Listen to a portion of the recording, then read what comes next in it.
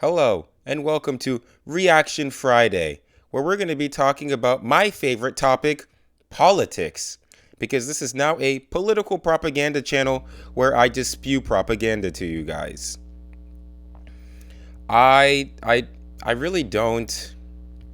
I saw this video. Okay, so I'm gonna be honest. I broke one of my rules. I did see the first minute of this video. I saw, and then 1 minute in, I was like, oh wait, let me stop and actually react to this video. So I don't know the next. It's the first minute is her introducing herself.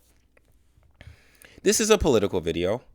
The worst part about this is I'm gonna upset someone. I don't know who, but I am going to upset someone. I don't know if I'm gonna upset liberal or conservative, but I'm going to be reacting to the lady that was shot and killed by the ICE agent. This, like I said, this is straight up political. So this is polarizing. I'm not here to sing Kumbaya. I'm not here to unify America. I'm just reacting to a video, man. And then just saying my immediate thoughts. So how you interpret it, I cannot control that. But yeah, we are going to be talking about something political. And the title of this video is, how do you share country with people who reject reality? We've hit a point where two groups of people can watch the exact same video of a woman being killed and walk away with completely opposite stories about what happened. What struck me about the Renee Good killing wasn't just the brutality of the act itself. It was the official response and then the comment sections afterward. Everybody who's been repeating the lie that this is some innocent woman who was out for a drive in Minneapolis when a law enforcement officer shot at her, you should be ashamed of yourselves. People aligned with the current regime looked at the same footage and saw obvious self-defense, obvious necessity. People outside that orbit saw an obvious execution by the state. And that's not normal political disagreement. That's not like I like higher taxes and you like lower taxes. That's a fracture in what counts as empirical reality, what counts as a fact. Yeah, no, you guys saw the video. I'm not going to lie. A lot of things were happening in that video. People fundamentally disagree. People fundamentally, some will say it's self-defense. Some will say it was an execution by ICE. The thing is, it happened so fast that it's even hard for me to account for what's really going on. But let's hear what this lady still has to say. Historically, that kind of split shows up in pretty dark places. So you can think of the stab in the back myth in Weimar Germany, where a huge chunk of the population insisted that Germany hadn't really lost World War I. It had been betrayed from within. Or the lost cause narrative after the U.S. Civil War, where an entire region retold slavery as benign and the Confederacy as noble against mountains of evidence. And in each case, the point wasn't just we disagree on policy, it was we live in different worlds about what happened. And that's the kind of break the Renee Good reaction is signaling now. So the question isn't just, was this shooting justified? And in my view, it was unequivocally not justified. It's what does it mean for a democracy when lethal force by the state becomes an optical test for entirely separate realities? So, okay, I think she already said that she doesn't think the shooting was justified. I might agree with her in that, might not. That's not really the point of this video. The point of this video is to view what's going on in politics as a warning sign, as a sign of, yes, Weimar Germany, post Civil War South or Reconstruction South. You can think about it as the communist revolution in the 20s. Typically, before there is some kind of radical change, there is polarization on both sides. And even though we're not at the building camp stages, we're definitely heading towards a dangerous direction, in my opinion. So what if the core political divide isn't actually left versus right, but people who can tolerate ambiguity and discomfort versus people who can't? A lot of research on authoritarianism finds the same pattern, which is people with authoritarian leanings tend to have very low tolerance for ambiguity. They want clear hierarchies, simple rules, and sharp boundaries between us and them. Ambiguous situations, new norms around gender, shifting racial hierarchies, changing demographics, don't just feel confusing, they feel threatening. That internal panic gets externalized as a demand to make the world simpler again. Get rid of the strange people, shut down the confusing practices, and punish the ones who break the old script. In a pluralistic democracy, difference and ambiguity are baked into the cake. You're always encountering people, beliefs, and bodies that don't fit your template. For some people, that's uncomfortable but manageable. For others, it's almost intolerable. And that's where you start to see attraction to strong men, purges, and fantasies of cleansing violence. So when we talk about a temperamental minority that can't easily live in pluralism, that's what we mean. Not that they're evil by nature, but that their nervous systems are constantly screaming, "Make this stop," when they encounter ambiguity or discomfort. Without emotional regulation skills and self-insight, which, let's admit, most adults struggle with, but this temperament in particular, this can easily cause major issues inside a diverse society that is constantly changing. Man, she said a lot of big words. I'm not going to lie. I might have to get my dictionary, which actually, I carry a pocket dictionary right here. Who knew? But in all seriousness, things are changing. But it's not that things are changing. Things have always been changing. America is a settler nation. 300 years ago, a bunch of European settlers or religious exiles came here. 600 years ago, this was inhabited by the natives. And then 300 years from now, who knows what Chinese food we're going to eat, what wonton, California roll, who knows what kind of pizza toppings, whether or not pineapple on pizza will finally be settled. But ambiguity is a part of life.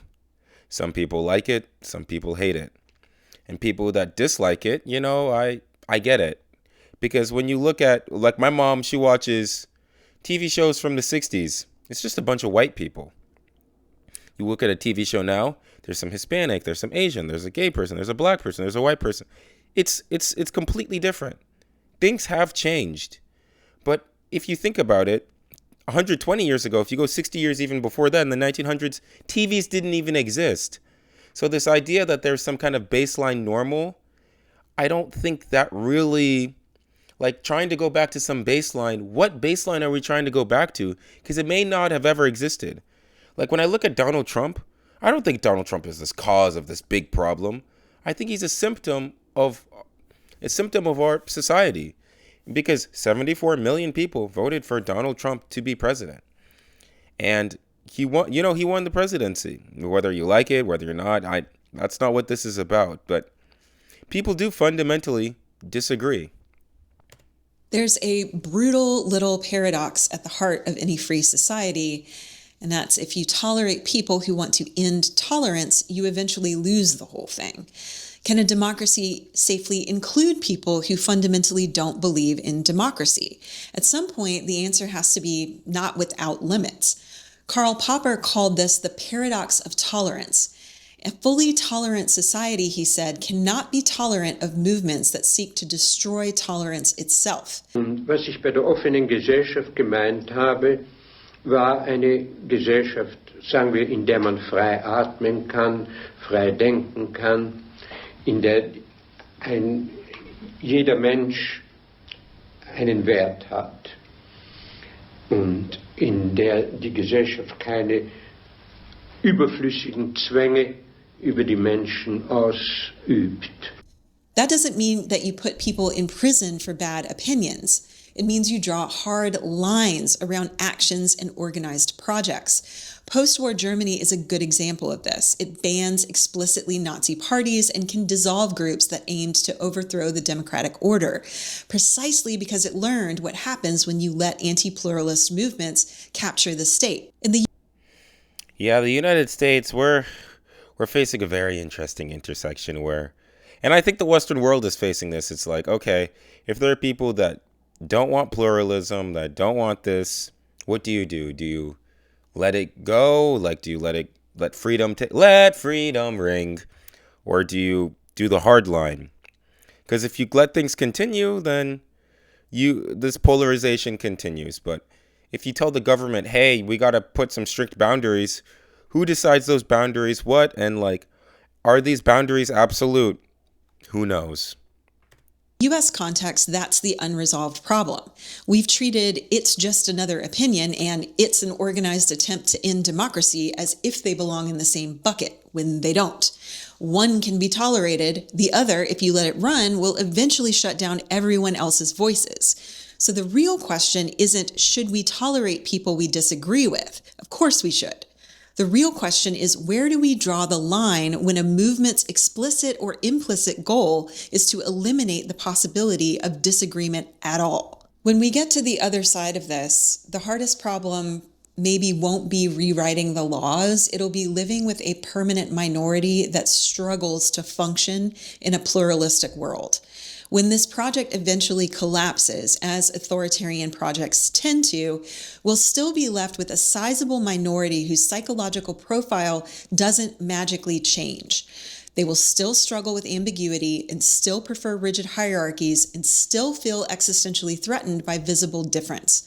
That means any viable after has to do at least three things. The first is to build hard legal and institutional limits so that anti-pluralist movements can't easily seize the state again, as post-war Germany has done.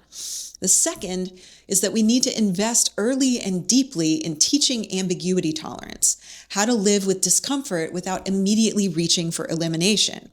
Third, create exit ramps for people who are leaving authoritarian spaces that don't require them to endure total humiliation or social death.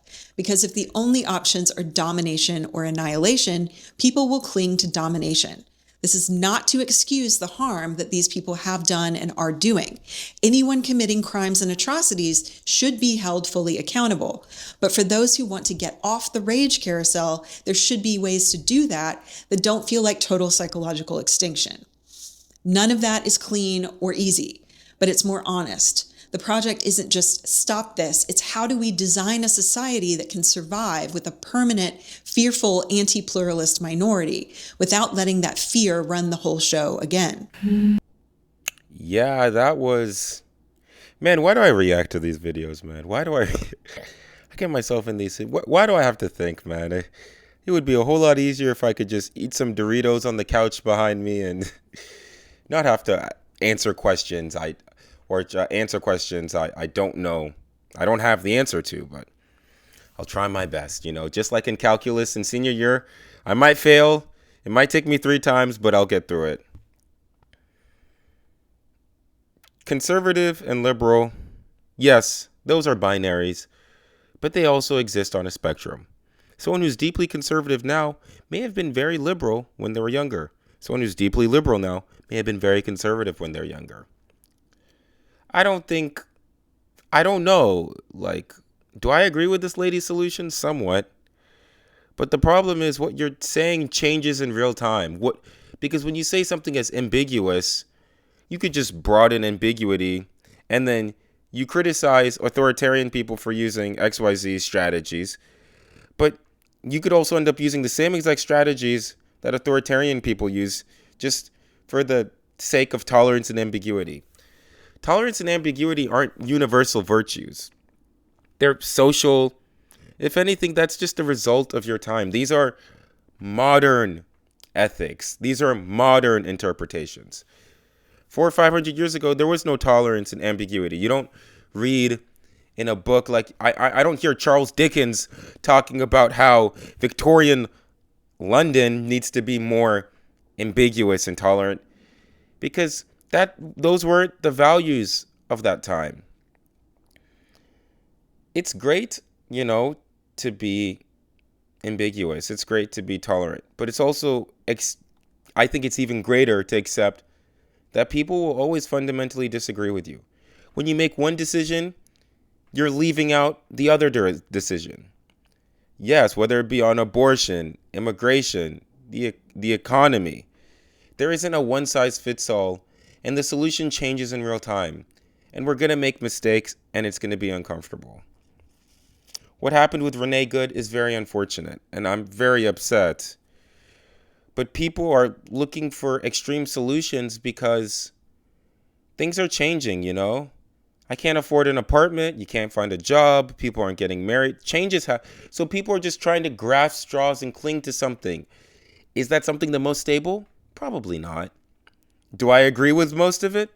Not really. But I'm not going to, sit here and preach because I don't have the answers. I'm just along for the ride too. I'm also in the struggle too. I just try to understand what people are. I try to listen to what people say and understand them because that's the best I can do and go. Thank you for this. And I hear you. I really do. And we're going to be in for a very interesting ride over the next few decades. But I don't know the solution. You know what? We'll just tinker and try and we'll see what happens to America. As long as I can get my Big Mac, well, I think we'll survive. Whether or not we'll thrive and prosper, I can't say, but that's where we are. Thanks for watching this video. If you liked, please like and subscribe. My socials being down below and at the end of this video. Thank you so much, and I'll see you soon.